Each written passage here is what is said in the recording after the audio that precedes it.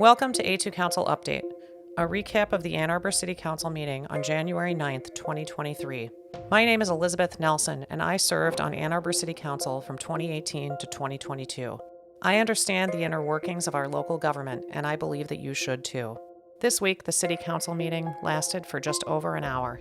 After introductions, communications, and staff presentations, Council discussed agenda items for approximately 20 minutes. This is the voting chart for the Council meeting on January 9th, 2023. All items were approved unanimously. You can find this voting chart and more information about this meeting at A2Council.com. The meeting included a monthly report from the chair of the Independent Community Police Oversight Commission, or ICPOC. She invited members of the public to consider getting involved and offered some background on the work of the commission. She also asked for specific feedback about an incident of police activity around the Delanus Center. Over the last few weeks, we have been made aware. We've received one email regarding the recent allegations against the police regarding sweeps around the Delanus Center. At this time, we were not provided enough specific information to determine if any of these allegations actually occurred. We have responded to the email and requested the complainant if they could provide us any further information regarding the incidents, and these would help us be able to do a further review. These are such things as times, dates, officer names, patrol car numbers, photographs, anything like that. If any of you receive further information, such as those specifics, please forward them to us. That's why we're here.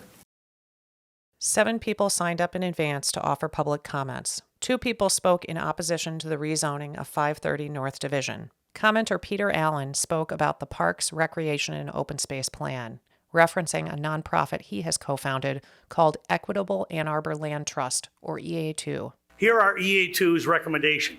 First step, expand park land uses and activities near the riverfront. Expand the new $22 million funded Lower Town Riverfront Conservancy to help with new passive, active, cultural, recreational, and educational opportunities. Open the river views by culling all the invasives. Expand the bike and walking trails out into the nearby neighborhoods along the creek sheds. Enhance and transform the 2.5-mile stretch of river into the defining characteristic of Ann Arbor. Step 2, motivate the city and university to transform their well-located service parking lots into mixed-use housing over retail. Place these public sites into community land trust with 99-year leases. Develop them with affordable workforce and market-rate housing, for sale rather than rental wherever possible. Commenter Daniel Adams asked Council to reverse a charter amendment approved by voters in 2018. That 2018 amendment established ongoing city ownership of the public land bounded by 5th Avenue and William, Division, and Liberty Streets to be designated an urban park and civic center commons to be called Center of the City. Mr. Adams explained it this way. 4 years ago, a small group of anti-development activists called Library Green successfully amended the city's charter to preserve a downtown parking lot forever as a park. In 2018, MLive described the charter amendment as a grassroots push for a downtown Central Park. When a majority of City Council rejected the idea of a public referendum, over 5,000 signatures were collected in order to put the question on the ballot by petition. The Center of the City Charter Amendment was approved despite an aggressive public campaign against it. 36 households funded opposition to the charter amendment, as reported by MLive. A majority of the opposition's funding came from a handful of large donors, including $5,000 from current council member Lynn Song and $5,000 from University Regent Mark Bernstein. Current council member Dharma Ackman also donated. Current council member Jen Iyer acted as spokesperson for opposition efforts and organized thousands of anti-Prop A mailers. According to MLive, Iyer's group is campaigning in favor of the mayor and his allies' plan to sell the development rights to Chicago developer Core Spaces for $10 million to create a 12,000 square foot public plaza as part of a 17-story development, including a hotel, apartments, retail space, and office space. The ballot question establishing Center of the City was ultimately approved by more than 26,000 voters, just over 53%. Voter turnout was 54%. About 29% of registered voters in Ann Arbor approved the establishment of Center of the City. The public commenter continued. Tomorrow, I'm going to email all of you a draft resolution. It doesn't repeal Proposal A, it replaces it with a charter codified commitment to invest whatever we reap from the sale of that property to advance community consensus policy goals to help the city. I'm speaking to you tonight because I'm independently passionate about this issue. I was a taxpayer, I was a resident, I was not involved in city politics. This is something that really drew me in because of how indefensible and shocking it was. Beginning in 2018, Mr. Adams and his spouse have made over $8,000 in campaign contributions to the current roster of sitting council members and the mayor. These are highlights of council deliberation this week. The consent agenda included 11 items, with expenditures of over $9.6 million. Nothing was pulled for discussion, and all items were approved unanimously. Council discussed amendments to the city's best value contracting ordinance for about 3 minutes. This ordinance was first approved in 2022, and city staff have identified multiple problems with it. In a memo, staff explained that the ordinance includes standards that are not recognized by funding partners for the purpose of cost sharing. For some contracts, the ordinance standards were impractical for bidders to meet and difficult for staff to implement. The original ordinance also asked bidders to confirm participation in safety programs that do not exist. Councilmember Iyer explained. And, again, I'm going to take every opportunity that I can to state how proud I am that we have passed this highly progressive pro-worker, but also pro-taxpayer policy, which gets us the highest quality construction at the best value for our community. The ordinance amendments were approved unanimously at second reading. For more on the issue of best value contracting, follow the link in the description of this video below. Council considered the rezoning of 530 North Division, where a 4-unit building includes 10 bedrooms. Rezoning will permit the reconstruction of that building plus an addition at the rear, creating a total of 24 bedrooms. And the project is regenerative of a blighted site. The building will be net zero plus 5%, which if you don't know what that means, it actually means that the building will produce more energy than it consumes, which meets what is called the Living Building Challenge.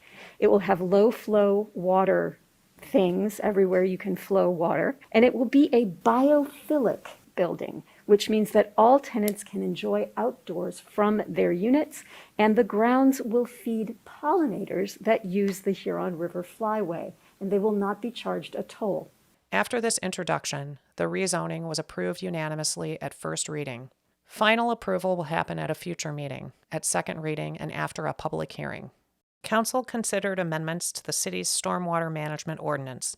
Councilmember Dish explained that these amendments were required after a state regulatory agency found fault with the current ordinance. Eagle raised issues with our stormwater management system requirements. We use the rules of Washtenaw County Water Resources Commissioner as our stormwater design standards, so that's not the problem. But we had four, in fact, exemptions that are not allowable. Those ordinance exemptions applied to lots larger than 1 acre and to specific categories of impervious surface. The ordinance amendments were approved unanimously at first reading. Final approval will happen at a future meeting, after a public hearing and second reading. City Council unanimously approved the appointment of Brian Steglitz as head of the city's public services area. Mr. Steglitz will be responsible for engineering, public works, systems planning, water recovery, and water resources. To watch an interview with Brian Steglitz, follow the link in the description of this video below. City Council unanimously approved 2 liquor licenses without discussion. A small township island at Victoria Circle was annexed into the city. Annexation of a much larger township island, nearly 6 acres, was approved unanimously without introduction or discussion. Located off of Pontiac Trail, this annexation will lead to the combination of 9 parcels to build a new development of 164 townhomes and 320 stacked multiple family units, called The Village. Council unanimously approved a 5-year plan for parks, recreation, and open space. This plan was subject to a public engagement process and formally approved by the City Planning Commission and the City Parks Advisory Commission. City staff explained its significance. This is our comprehensive plan for the park system with a look 5 years ahead and also longer range. So one of the reasons we update this regularly is that the Michigan Department of Natural Resources requires us to file a PROS plan or REC plan with them every 5 years in order to maintain eligibility for their grant funding. But it's also a great opportunity for us to ensure that this still reflects public values and desires of the community. So it provides this forum for public input through a variety of ways. It also outlines needs and desires for existing and future facilities. Councilmember Watson, who sits on the Parks Advisory Commission, emphasized that this 5-year plan for parks and open space will not prevent City Council from making different choices for city parks and open space. It's a snapshot of community goals for the parks at this moment, but great care was taken so that it doesn't preclude action in the future that would fit with community goals. So as things change, as new opportunities arise for our parks and open spaces, council, the PAC, council, staff, we can all act to kind of improve our park system, and we don't think anything within this plan is going to hinder the continued strength of the parks here in Ann Arbor. The head of the City Parks Department also emphasized this point at the January Parks Advisory Commission meeting. This is not a multi-year plan. I mean, it is a 5-year plan, but it is not a long-term plan of a 20-year plan. We have opportunities to move forward. And just because certain things are not in it does not mean that we cannot move forward with it. City Council adjourned at 8:15 without any additional public comment. For more information about Ann Arbor City Council, visit A2Council.com. Like and subscribe if you want to be alerted to more updates like this one.